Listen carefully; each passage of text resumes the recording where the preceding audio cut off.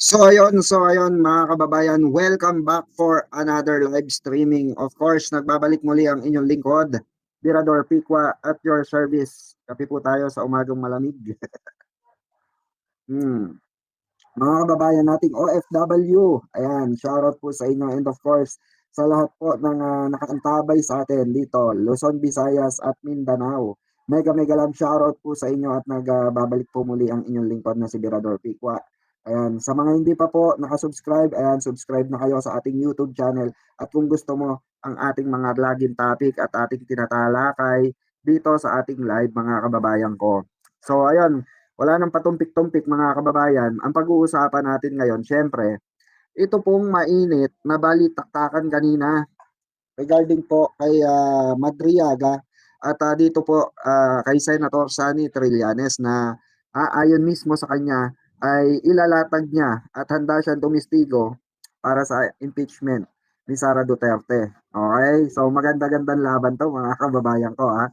Napakagandang ano ito, laban ito para sa mga mamamayang Pilipino na nag-aantay ng katotohanan, 'di ba? Lagi nga natin na sinasabi rito na once na inilabas ni Senator Sani Trillanes yung mga nakalista sa bank account ni Sara at pumapasok sa bank account ni Sara, eh yan po ay itatali po yan dun sa mismong bank account ni Sara Duterte. Oo, kailangan magtali yan mga kababayan ko. Ayan, pa-like and share po paki-share na po mga kababayan dahil maganda ang ating pag-uusapan ngayon. Well, of course, syempre, pag-usapan pa rin natin dito yung ginagawa ng ating mahal na Pangulong si PBBM regarding po dito sa mga kanyang proyekto na ginagawa para sa bayan, para sa bansa. Especially itong paparating. Oo, ito nga yung pasabog mga kababayan. Oo, may pasabog sa ating mamamayan dahil ito ang magpapatunay na si PBBM ay napakatalino talaga. Napakatalino at may nagagawang paraan. 'Di ba? Tapos sasabihin na naman ng mga DDS diyan, may mga magko-comment na naman didilis diyan. Sasabihin na naman but mo. May magsasabi na naman diyan, bobo, bayaran, tanga, inutil, 'di ba? So, common na 'yan eh. Common na natin nararanasan 'yan, mga kababayan. Common na po natin naririnig 'yan, mga kababayan. Kanino po? Sa mga Duterte supporter mismo, 'di ba? Sa mga Duterte supporter mismo na hindi nila matanggap, sa totoo lang mga kababayan ko, hindi po nila matanggap, no, na inutil ang kanilang naging presidente, ang dati nating naging presidente, 'di ba? Oo, dumaan ang unos sa atin. Ni wala siyang wala siyang magawa, ni wala siyang tawag dito, fuel subsidy man lang para sa ating bansa, para sa ating mamamayang Pilipino, especially sa ating mga driver na pinagmumura pa. Uulitin ko pinagmumura pa, nilait, inalipusta at sinabing wala siyang pakialam kung mamatay ang ating mga driver. O, ha? Wala siyang pakialam sa mahihirap. Yan ang presidente natin noon, 'di ba? Yan yung pinakang sinasabi nga nila, pinakang the best daw. Para sa kanila, para sa mga DDS, na pinakang naging the best daw na presidente ng Pilipinas. Oh, tayo naman ang magsabi sa kanila, but ninyo, 'di ba? Walang gano'n, 'di ba? Oo. 'Di ba? Walang gano'n.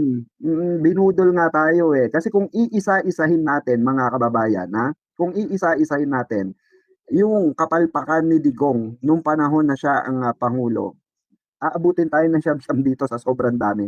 Oo, pero bibigyan ko na lang kayo ng isa sa mga pinangako ni Digong na hindi niya natupad, na sobrang tumatak sa atin. 6 months, sabi niya, within 6 months, putang ina nyo, sabing gano'n, di ba? Papatayin ko kayong lahat, na nagdodroga. Tatanggalin ko ang droga within 6 months. Sabi niya, within 6 months, tapos kayong lahat. Wala nang droga dito sa Pilipinas, 'di ba? Sabi niya 'yon. Una, 'yan ang pinakang tumatak sa atin. 'Yan ang nakapampabudol sa atin. Okay? Diyan tayo nabudol ni Digong yo. Pangalawa, sa isa sa mga tumatak din na nakapagpabudol sa atin, yung jet ski. Bon Talakay, shoutout. Yung jet ski, mga kababayan. Na sinabi niya, tinanong siya doon sa debate, presidential debate, kung ano ang gagawin niya na dun sa problema ng West Philippine Sea para makapangisda daw yung mga mangingisda, mga kababayan ko. Ano sabi niya? Ang gawin ko, punta ako sa gitna papahatid ako sa gitna ng West Philippine Sea. Oh. Tapos bababa ako, magje-jet ski ako papunta ng airport nila. Bitbit ko ang bandila ng Pilipinas at ilalagay ko, itutusok ko doon na sasabihin ko, this is ours. Oh, 'di ba? 'Yun ang pagkakasabi ni Digong yung walang yung mukhang tanod, no? Mukhang barangay tanod na ang klase ng pamumuno ay pan-chairman. Hindi pa pala siya handa totally sa national. Pamunuan ang buong bansa ng animal. O, 'di ba? Kaya nararapat lang na doon siya sa dahik mamatay, 'di ba, mga kababayan? Kagaya ng pag-utos niya sa pagpatay sa mga EJK victims na maraming nadamay na mga bata at mga inosente na tao, 'di ba? Mm. So, ito ang katunayan, mga kababayan, na talagang marami ang nabudol nitong na ito, matandang ito. Oh. Tapos, naglabas pa ng mga fake news itong mga didilis. Oh, ito ang pakinggan nyo. Pakinggan natin to, mga kababayan.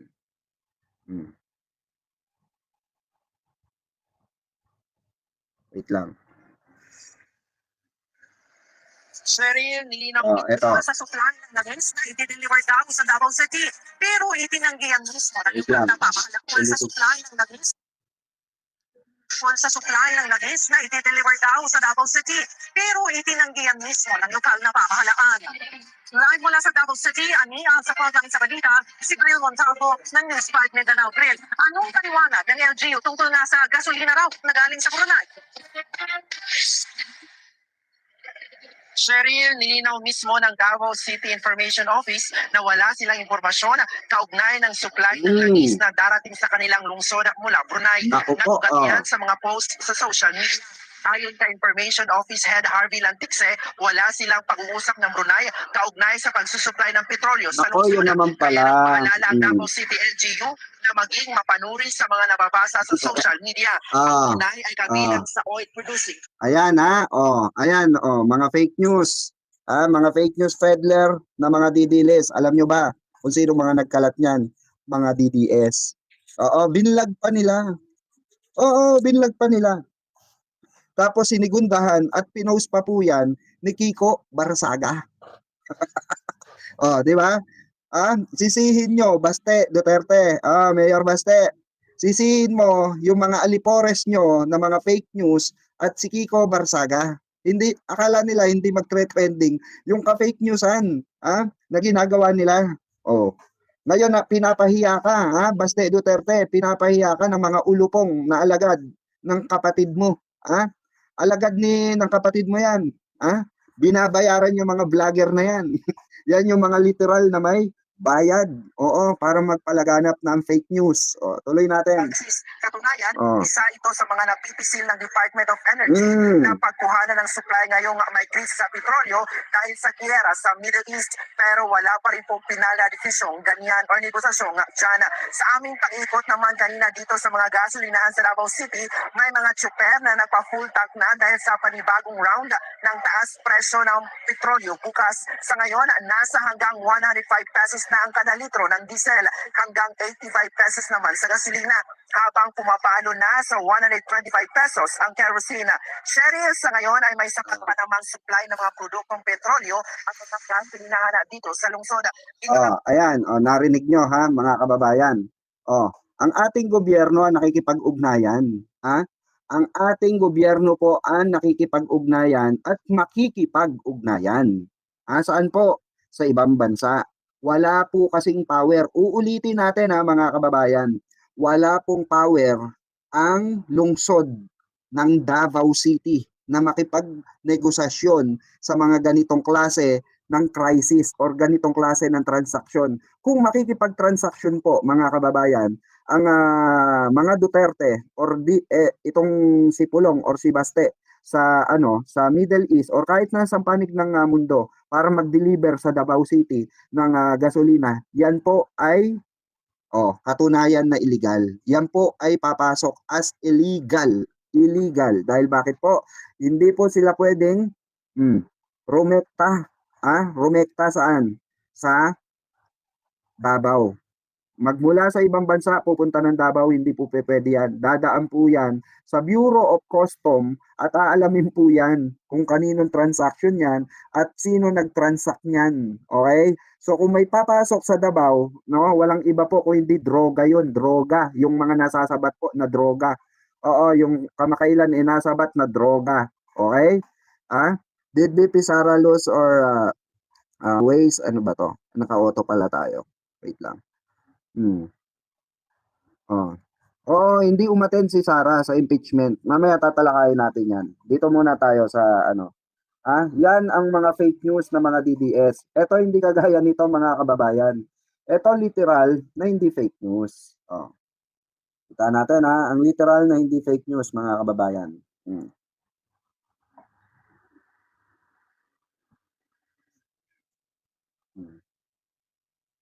Nagdeklara si Pangulong Bongbong Marcos. Ulitin natin Nagdeklara si Pangulong Bongbong Marcos ng State of the Nation Energy Emergency upang tiyakin ang tuloy-tuloy na supply ng enerhiya. Idiniklara ni Pangulong Ferdinand Marcos Jr. ang State of the Nation, State of the National Energy Emergency at inilunsad ang Unified Package for livelihood, industry, food and transportation, uplift committee para sa mga apektadong sektor dahil sa tumitinding tensyon sa gera sa Middle East. Yan po ang literal na hindi fake news. Hindi po kagaya ng nilalabas po na ng mga DDS na literal na mga fake news. Magpapakita din tayo mga kababayan, ano ba ang ang importante sa ngayon, 'di ba? Ang importante kasi sa ngayon mga kababayan, tutukan talaga ng ating mahal na pangulo itong krisis na nangyayari pagdating sa petrolyo. Kaya nga nanawagan si Senator Risa Hontiveros nung kamakailan, 'di ba? Nag-statement siya mga kababayan na dapat daw agaran solusyon, dapat daw merong statement or merong ilatag na programa ang ating Pangulo, ang ating mahal na Pangulo regarding sa nangyayaring crisis. Dahil nga mismong si Senator Loren din, sinabi niya na we have to stand firm dito sa crisis kasi hindi naman talaga natin masasabing walang krisis. Nasa loob po tayo ng krisis ng gera. Okay? Hindi po tayo kagaya ng iba na masasabi nating super affected. Pero ramdam po natin nasa gitna po tayo ng krisis dahil sa gera. Kaya nga po naglunsad ang ating mahal na Pangulo, ang ating gobyerno ng mga fuel subsidy, okay? Na bari-bariles po ang in-order, no? At para makapasok dito sa ating bansa para matugunan yung kakulangan po ng langis ng mga diesel, 'di ba? At lahat-lahat po, no? Para rin sa ekonomiya na hindi totally maapektuhan ng lubusan. At least ito totoo mga kababayan. At least itong ginagawa ng ating mahal na Pangulo ay totoo. Hindi lamang po hindi lamang po dito sa sektor ng agrikultura at ng mga driver, okay? Kasama rin po yung sektor natin, okay? Tayo na mga commuters. Okay, ang binigyan ng ayuda dahil inista po ang fair hike at nagpahayag din ang ating mahal na Pangulo na ng ating gobyerno na magkakaroon nga ng subsidiya dito sa tawag dito sa mga libreng sakay. Okay? So sa Maynila, I think meron na. If I'm not mistaken, nag-release na si Mayor Isko Moreno, no? Kudos at God bless, no? Mayor Isko, no? Napakabuti mo. Shoutout po sa lahat. Sino to? Si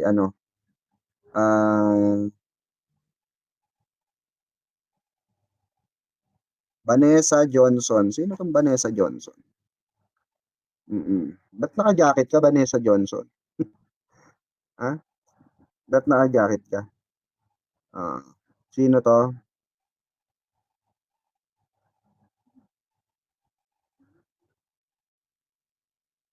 Mm. Sinong tong? Sinong tinatawag ni Tong? Mm. Yan. So, shoutout po 59 million viewers. So, yan. Pa-like and share po ng ating live mga kababayan. Mm.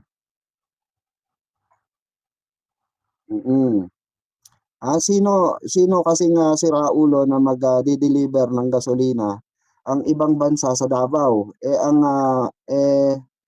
May pangulo tayo para siya ang mag-solve ng problema natin sa gasolina. Huwag paepal ang mga Duterte, kayabangan nila, buwisit, sabi niya. Oo nga Emil, oo. Emil ba tama? Emilda, shoutout po. Bakit ang daming tanga sa mga, ayan, tansolista? Kasi mga bayaran, sabi ni Sweet Lover Sweet Lover Grace. Sweet Love Grace. Marami raw bayaran sa tansolista. Ang tanong, magkano ang binabayad sa kanila? Sweet Lover, Sweet Love Grace. Magkano ba binabayad sa kanila? 'Di ba? Sana nga po ay matuldukan na ang Sara Mau na 'yan. Oh, eto nga tatalakayin natin. Ito pakinggan nyo.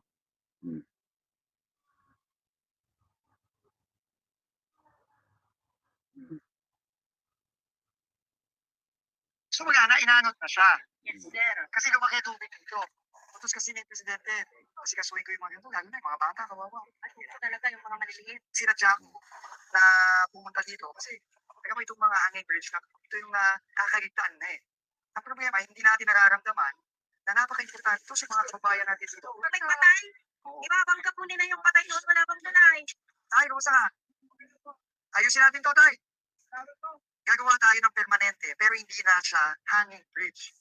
Supported bridge na. So, pwedeng gapagan ng konti para baka pwedeng dumaan kahit na paisa-isa pa dagadagawang orbit. Para lipit pa ng mga kalakal, yung mga produkto na kailangan i-deliver mula Burgos o Mutang Agno. Yung epekto nito sa buhay ng mga kababayan natin dito, napakalaki. Start na yung construction this year.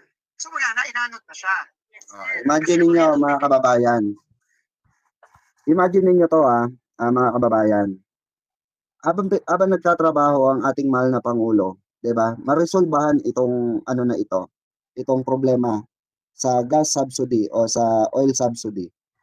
Patuloy pa rin po ang ating mahal na Pangulo na nagtatrabaho para sa infrastructure ng mga liblib na lugar. Ito liblib na lugar, nakita nyo mga kababayan. Giba-giba, di ba? Giba-giba po mga kababayan ko.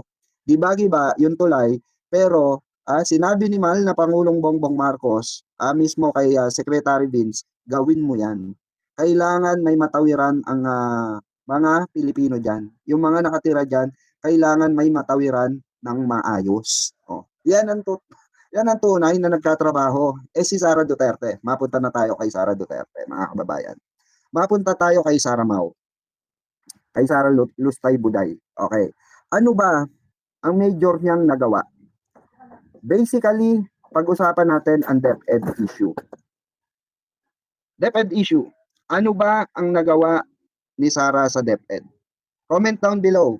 Kahit sino po sa inyo pwedeng sumagot. Mapa Duterte supporter, mapa loyalista, Pinklawan, Dilawan.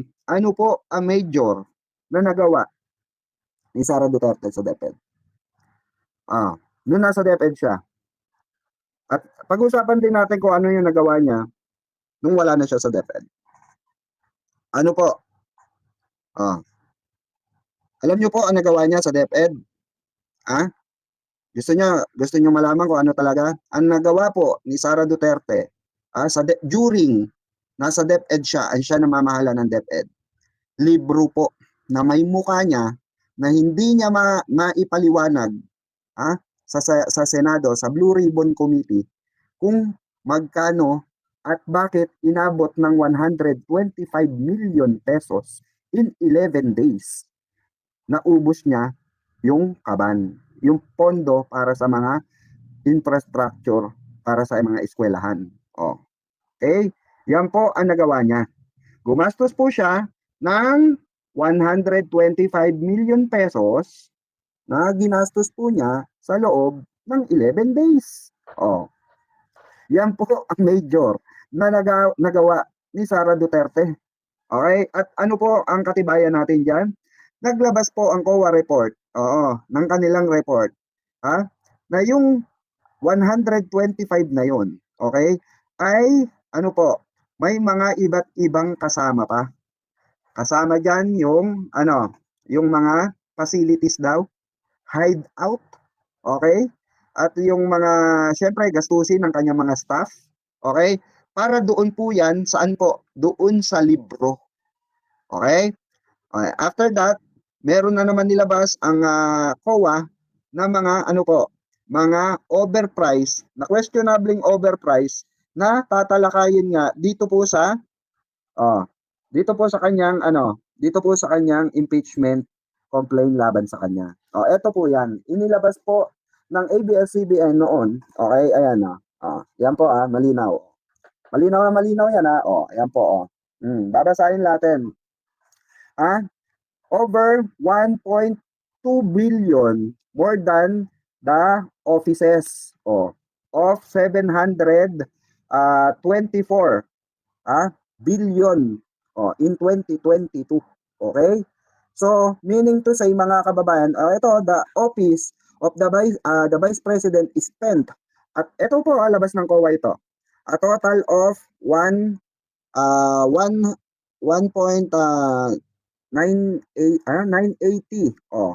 1.980 billion pesos and over 102 billion more than the office of 700 nung 2028, 724 billion pesos nung 2022.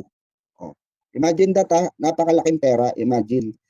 Tapos nandito po yung mga hindi po masagot na overprice. Kahit po mga DDS hindi masagot ito, ulitin na naman natin ito.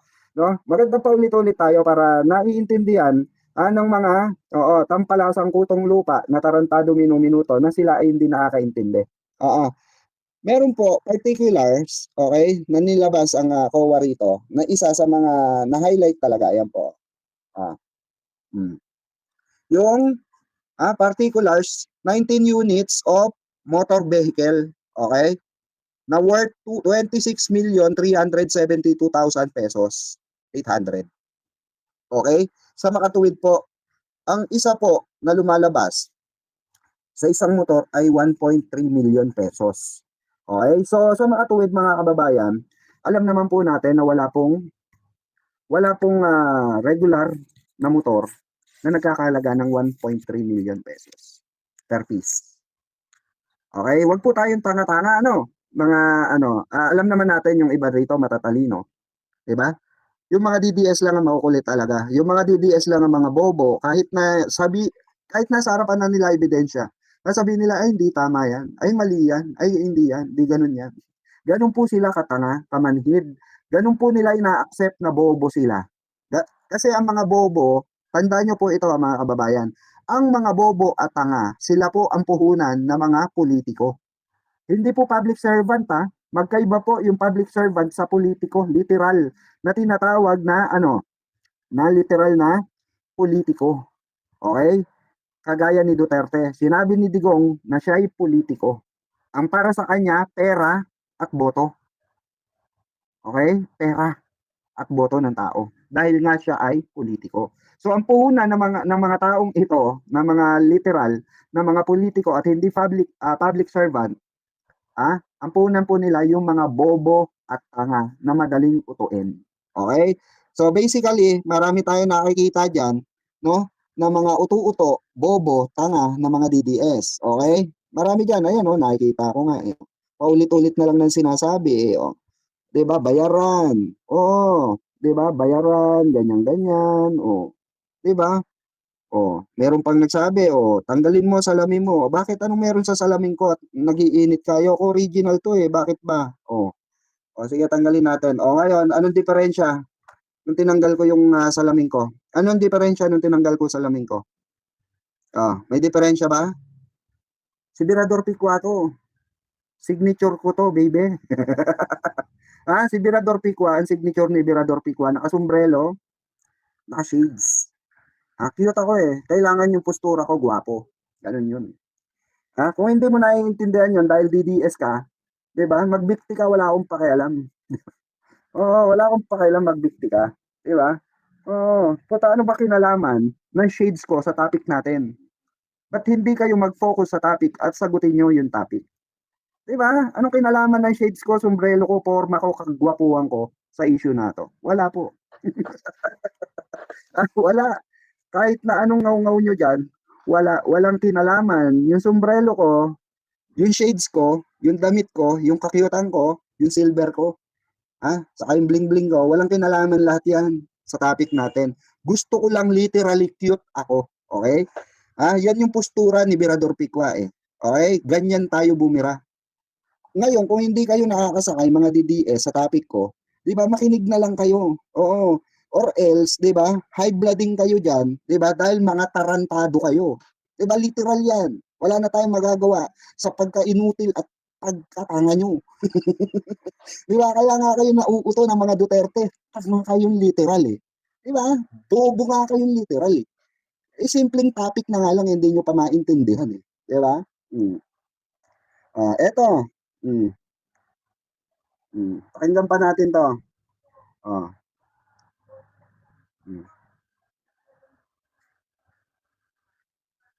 Asa na yun?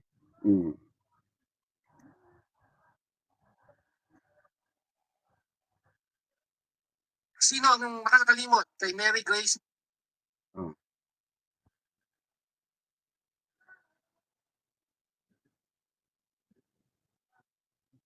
Ito.